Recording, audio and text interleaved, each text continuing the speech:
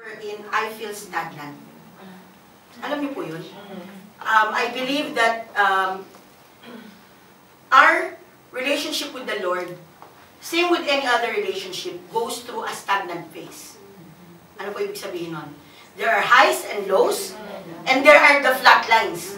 No? Pag flatline, patay. Tama po ba? Diba? Sa hospital flatline na ay patay. Diba? So ngayon, I would say that the highs and lows are the, ang tawag dito, ito yung mga climax. Why? When you are in the high position, that means you feel the presence of the Lord. Sobrang saya ka, ecstatic ka. Amen? And when you are in the low, of course, depending on how and what is your relationship with the Lord, it could be either sobrang low ka that you hold on to Him. Amen? Or pwedeng sobrang low ka na deads ka. Diba? Pero, just the same, there would be involved feelings. Amen? And that is the feeling to the Lord. Now, when I was in that stagnant phase, I was asking the Lord, I lost, yung first time kong nawalan ng trabaho, I was so high in the Lord at that time. No? I'm not sure if I said this, but my best friend who's in Denmark was saying, Dre, ano ba naman yan? Wala na ngang pera, wala na ngang jowa, wala pang trabaho, wala pa sa isiklaran. So anak ko po, ano na lang? Pero siya po ay Christian din. Sinundan niya, sabi niya, buti na lang may Lord. Amen. God. So at that time po, I have so many problems, but I was actually, tanong ko lang po muna, ilang minutes po ba ito? Kasi kaya ko hanggang bukas. Sabihin niyo na po pag magka-time na, ha? Kasi baka po madala ako eh. So, anyway, yun po. So, that was my highest with the Lord. Because I was so in need of Him, na naramdaman ko po talaga, heartbreak talaga kasi nakipaghiwalay sa jowang mali. Mali kasi, kaya kailangan hiwalayan. Hindi pwedeng pagkatama, tama, pag mali, wala tayong in between. So, pero alam niyo po, just to let you know, up to now po, I still feel the pain. Pero sabi ko nga, the Lord heals. Sabi niya, I am near to the brokenhearted and I bind up their wounds. Yung wound ko, pumalit na lang. Parang gasgas na lang po siya. So, bilang lang mga ilang taon, tapos na po siya. So anyway, I was in that time, so I told the Lord, Lord, I want to go back to that point wherein ang saya ko, yung grabe yung nararamdaman ko for you. Yung alam niyo po, kasi ito po yan eh. Sabi po niya, can you read in 3, 2, 1? And you shall love the Lord your God with all your heart, with all your soul, with all your mind, and with all your strength. This is the first commandment. First po, no. Sa dinami-dami po ng commandment, nagsimula sa 10, naging 600 plus. Sabi ni Lord, yung 10 nga anak, hindi mo ma-memorize. So, paano gagawin natin dyan? So, when Jesus Christ died on the cross, He made sure that this commandment becomes only 2. And this 2 is actually, parang sabi nga natin, ang kabuuan ng lahat. No? So, sabi ko, Lord, I want to go back to that love. I want to go back to that emotion. Na tuwing nakakaramdam ako ng kahit anong extreme emotion, ikaw ang pinupuntahan ko. Sobrang sakit ko, Lord. Sobrang lungkot ko, Lord. Siyempre, iba lang yung emosyon, no? Pero still, it's the Lord that you're going to. No? Pero, ang tanong ko po is this. Kayo po ba, pag nai-in love, sino na po ang in love? Amen. Ang panalangin ko na lang, yung napag-inlaban nyo, tama. No? Amen.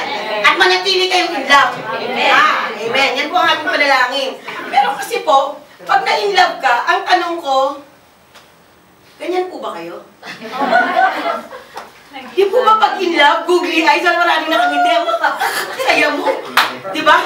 Oo. At ako po, napansin ko, nung na-in love po, pumapayat ako. Oo, wala akong gano'n kumain, saya-saya ko eh. Eh ngayon po, huwag na po kayo mag-comment. No, huwag na po kayo mag-comment kasi yung katawan ko po, hindi na po yun ang basihan ngayon. Okay, now, when you are in love, are you like this? Kinikilig. Kaya po ba kayo? Kasi po, pag nai-inlove, di ba ganyan? Text lang eh. Parang, text siya, ang haba ng buhok mo, kulutin natin yan. No? Or, maybe you are a guy like this. Yes! Sinagot niya na ako after 45 years ng pag-love. No? Yung akala mo wala ng pag-asa, pero may pag-asa pa pala. Okay? Now, this kind of love is not wrong. This kind of love is normal. This kind of love is basically the instinct of the one being in love. We could not question that kasi iba-iba po ang dating ng love eh. Diba? Meron yung iba pag nai-love, nagiging seryoso. No. Meron yung iba pag nagiging in love, nagiging lasinggera. Mali po yun. No. Hindi po dapat ganun. No. So, dito po sa point na to, when we are talking about emotions, this is the basic emotions of a person who is in love. First question of the day. Actually, hindi pala second na. Second question of the day. Are you like this with the Lord? Huwag niyo na po sagutin kasi alam ko po yung mga sasagot niyo, no? Because when I answered myself, I said no. Nung time na yun. Because I was in that stagnant phase. Wherein, it seems like I am worshiping, I am praying, but it's just that. Hindi mo naramdaman yung sobrang emosyon. And I told the Lord, Lord, I want to fall in love with you all over again. No? The anticipation of going to church, the anticipation of seeing brethren, showing, may makikita kang bago bukas, kinabukasan, or the next week, ay, dadating mo si Sister ano, inibita mo ba ulit? No? At that time, dadating siya, okay, praise God.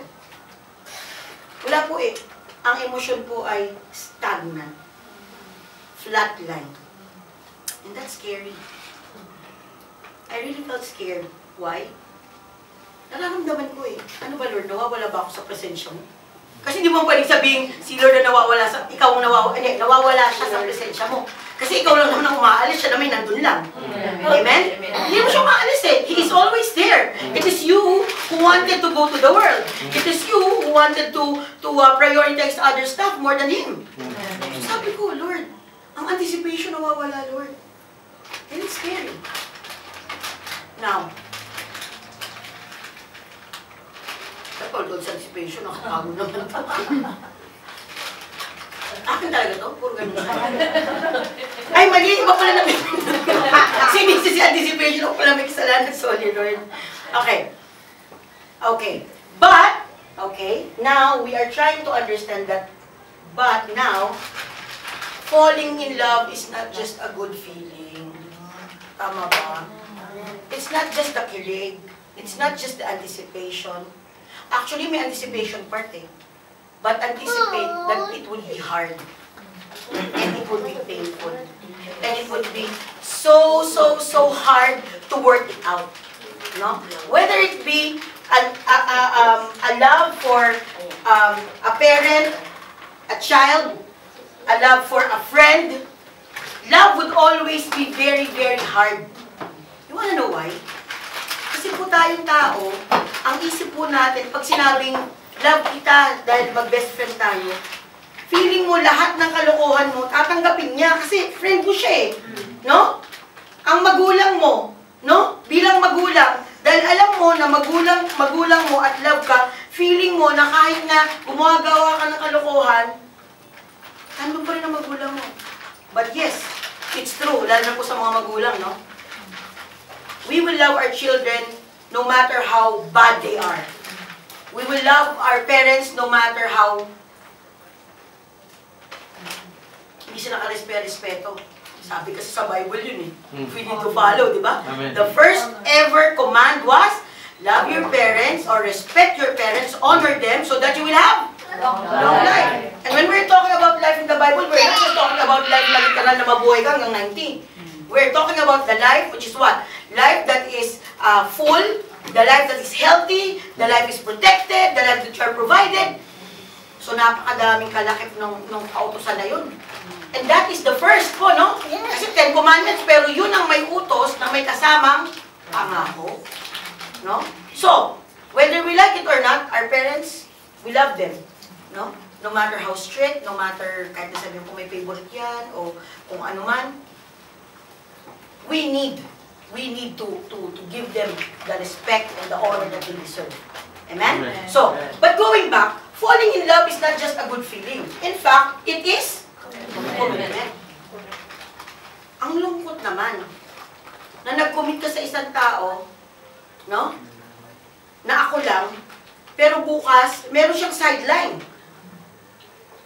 Tama po ba? Tama? No? A commitment is something that you not change because your feelings change. Commitment nga. No? Pag sinabi mong commitment, you commit. Ikaw ay umoo, ikaw ay nakipag-areglo, ikaw ay nagsigurado. Now, it is only not a commitment, it is A choice. a choice. In the world, they would say, a 7-year itch. Anong itch? Malalaman pa kayo 7-year itch? Hindi ba, di ba, nagpakasal ka, yun na yun. Wala nang itch-itch. You stick by it. You stand by it. Now, as sad as it may seem now, sa henerasyon po ngayon, ang commitment po is a joke. Why? Konting hindi lang hiwalay na kami. Alam niyo po, yung panahon po ng mga magulang natin, halos mamatay-matay na po yung ibang mga nanay, pero nagsistick pa rin sa asawa. Amen? Now, I'm not saying na mapapatay ka na ng asawa mo, magstay ka pa, no? Pero what I'm saying is, if we are talking about commitment and choices, I'm not sure what's happening with the now generation. Is it because we are too adapted to the Western culture that we think that we are entitled to just change our minds in the middle of a 2-year marriage? Are we saying that we can do it anytime? Di po ba? Pero kasi, kung titignan natin, ikaw bilang tao, bakit kayo pakasal?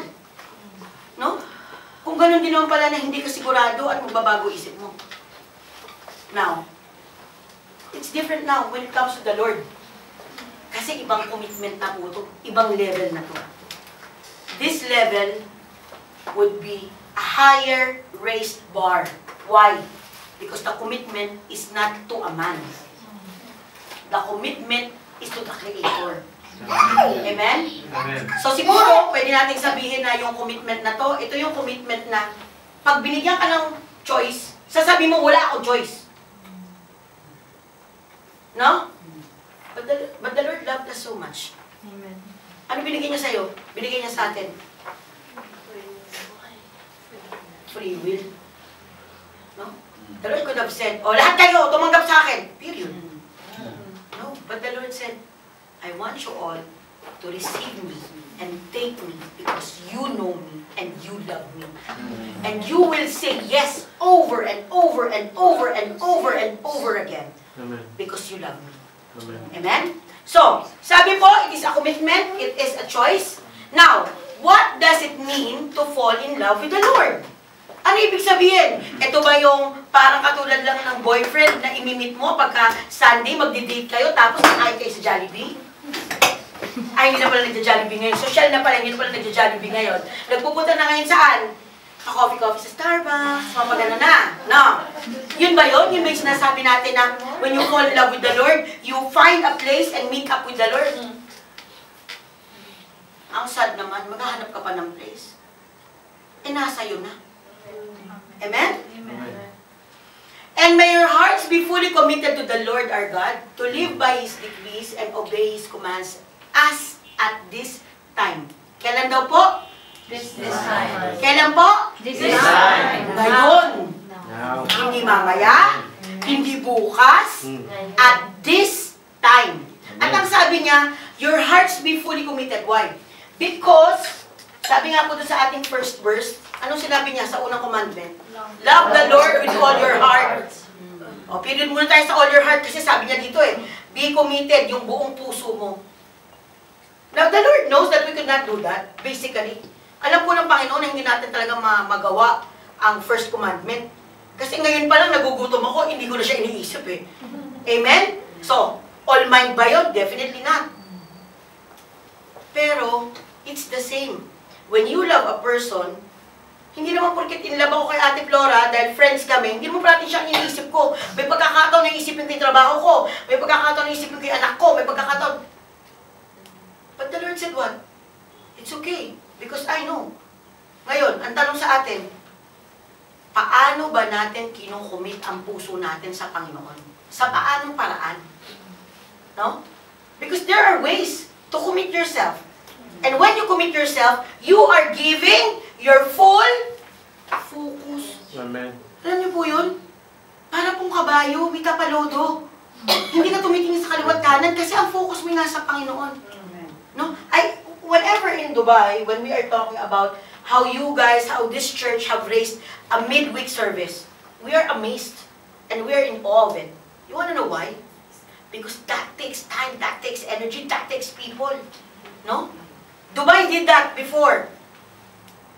But we're not able to sustain it. So I declare and pray that this midweek service is sustained. Amen. Amen? Diba?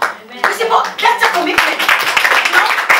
Everybody who stands by this pulpit is a person who commits to the Lord. Amen. Amen? Amen. Whether it be a commitment only of the mouth, but they still stand, it's still a commitment. Amen. No? Kasi hindi mo maaalis yan minsan eh. May mga taong tatayo, pero ang puso minsan basag-basag. Hindi fully committed ang heart na ang sabi nga niya, fully committed na dapat na puso. But still, the commitment is you still stand. Kaya po ako naniniwala, pag may pinagdadaanan, lalo kang tumayo. Amen. No? Sabi nga ni Ate Flor kanina eh, sabi ng ipahinga niya, ipahinga mo, hindi tayo mo lalo. Kasi pag pinahinga mo yan, parang sabi mo sa enemy na, o sige, pagbigyan kita ngayon. No? And that is wrong. Because we know, no? So, sabi po niya, di ba? Commit to the Lord our God to live by His decrees. So, ang kanyang mga kautusan, sabi niya, and obey His commands as at this time. So, I declare that all of us are following the decrees and commands. Amen. Amen. We cannot be perfect because only Jesus Christ is perfect. Amen. But we can always strive to reach the bar Amen. na tinaas ni Jesus Christ. Ang taas eh, no? Sa height ko po lalo, hindi nga abot eh. Pero sabi ng Panginoon, commit with your full heart. Amen? Amen. So, sabi niya, do not conform to the pattern of this world, but be transformed by the renewing of your mind. Then you will be able to test and approve what God's will is. His good, pleasing, and perfect will. Why? Why? Conforming to the world is what? Sabi nga natin, ang dali na ngayon makipaghiwalay. Diba? Agreeing to what the Lord is at to what the world is saying. Sino po ang parents? Can you raise your hands? I pray that you ensure and you make a sense of letting your kids know what commitment is. Kasi po, nakakatakot ang henerasyon ngayon. Hindi na siya nagkakaroon ng value. Amen? So, tayo pong mga magulang, kailangan po, as small as this child here, he should be taught, no? He should be taught and he should be reminded. No? Yung daughter niyo po at that age, kasi yan ang mga age na nagkakaroon ng sariling mga kagustuhan yan. So, it's time to actually mold them, kasi malleable pa po yan eh. Pwede pa yung hilot-hilutin para maging shape ng gusto nyo eh. Ang hirap po kasi pagka nag-13, nag-12, no? They have their own world. And the world right now is not giving us any option kung hindi lumayo sa Panginoon. Now, when he say, do not conform to the pattern of this world, but be transformed by the renewing of your mind, it is reminding us that it's Sunday, it's Saturday, it's church day. Amen? Amen. Pwede namang magsimba na ibang araw. Ay, hindi. Magdadasal na lang ako sa sarili ko. Minsan lang to. Sige na. Naalala ko tuloy yung preaching ni Pastor last sa Dubai na sinabi niya na hindi excuse na dahil ngayon mo lang makikita yung kung sino man dyan. Dalhin mo yan sa church. Di ba? Minsan lang kayo magkita, dalhin mo sa sa church. Minsan lang pala, ngayon ang tamang time, pagdali mo sa church. No? Amen? So, dito po, sabi niya, then, you will be able to test and approve what God's will is. His good, pleasing,